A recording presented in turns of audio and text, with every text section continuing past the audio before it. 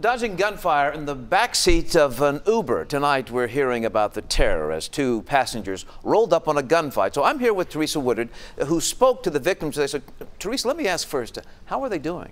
Well, they're shaken, John, most definitely. They're frightened, but they do feel quite lucky after what they went through. Now, first, let's make it clear, though, that while they did not want to appear on video, they are okay with us retelling this story of unknowingly riding up on a crime scene as it was unfolding. Now, this is the white Mercedes that they were in. You might be able to see the bullet holes here. Let's take another picture of it. That's kind of a tight shot of one of the bullet holes. They were sitting in the back seat, and they were on their way home from DFW Airport. It was right after a vacation. They heard the shots, they ducked. There were 6 shots that hit the car, according to police.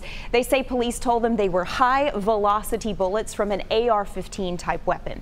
Now, one of the men was grazed on his right temple. Today, when I was talking to him, his eye was bloodshot, and he said that his vision was a little impaired. He also has scrapes on his hand because when he was crouched down in the back seat, he had his cell phone in his hand. And a police officer pointed out to him that a bullet went straight through that cell phone. The other man that was in that Uber has shrapnel in his left leg.